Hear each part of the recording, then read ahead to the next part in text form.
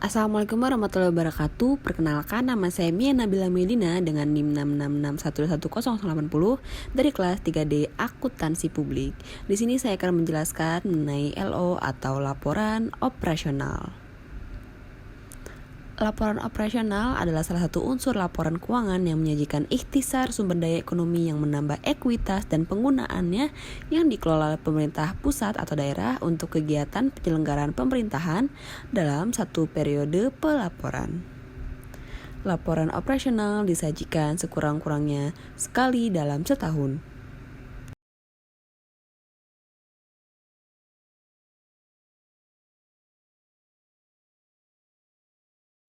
Tujuan LO memberikan informasi tentang kegiatan operasional keuangan yang tercerminkan dalam pendapatan LO, beban dan surplus atau defisit LO dari suatu entitas pelaporan. Lalu ada manfaat LO, mengetahui beban yang harus ditanggung oleh pemerintah untuk menjalankan pelayanan, mengevaluasi kinerja pemerintah dalam hal efisiensi, efektivitas, dan kehematan perolehan dan penggunaan sumber daya ekonomi, mengenai penurunan ekuitas bila defisit operasional, dan peningkatan ekuitas bila surplus operasional. Dan yang terakhir, memprediksi pendapatan LO yang akan diterima untuk mendanai periode mendatang dengan cara menyajikan laporan secara komparatif. Struktur LO menyajikan akun-akun, pendapatan operasional, surplus atau defisit dari operasional, beban, surplus atau defisit dari kegiatan non-operasional, pos luar biasa non-operasional, surplus atau defisit sebelum pos luar biasa, dan surplus defisit LO. Pendapatan LO diakui pada saat pertama, timbulnya hak atas pendapatan.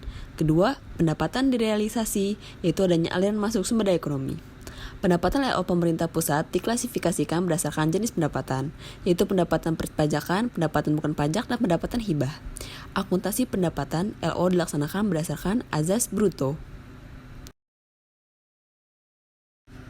Beban diakui pada saat timbulnya kewajiban, terjadinya konsumsi aset, dan terjadinya penurunan manfaat ekonomi atau potensi jasa. Diklasifikasikan menurut klasifikasi ekonomi untuk pemerintah, yaitu beban pegawai, barang, bunga, subsidi, hibah, bantuan sosial, penyusutan aset tetap, transfer, dan lain-lain. Surplus atau defisit dari kegiatan operasional. Pertama, surplus dari kegiatan operasional itu selisih lebih antara pendapatan dan beban selama satu periode pelaporan. Kedua, selisih lebih atau kurang antara pendapatan dan beban selama satu periode pelaporan dicatat dalam pos surplus atau defisit dari kegiatan operasional.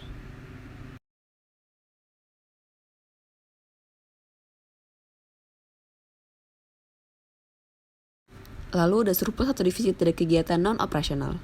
Pendapatan dari beban yang sifatnya tidak rutin perlu dikelompokkan tersendiri dalam kegiatan non-operasional, antara lain surplus atau defisit penjualan aset non-lancar, surplus atau defisit penyelesaian kewajiban jangka panjang, dan surplus atau defisit dari kegiatan non-operasional lainnya. Kedua, selisih lebih atau kurang antara surplus atau defisit dari kegiatan operasional dan surplus atau defisit dari kegiatan operasional merupakan surplus atau defisit sebelum pos luar biasa.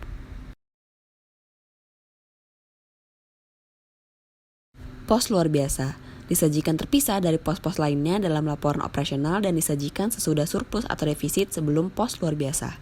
Memuat kejadian luar biasa yang mempunyai karakteristik sebagai berikut. Pertama, kejadian yang tidak dapat diramalkan terjadi pada awal tahun anggaran.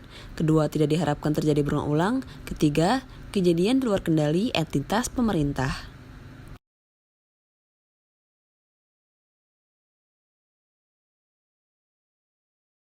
Surplus atau defisit LO adalah penjumlahan selisih lebih atau kurang antara surplus atau defisit kegiatan operasional, non-operasional, dan luar biasa. Saldo surplus atau defisit LO pada periode pelaporan dipindahkan ke laporan perubahan ekuitas.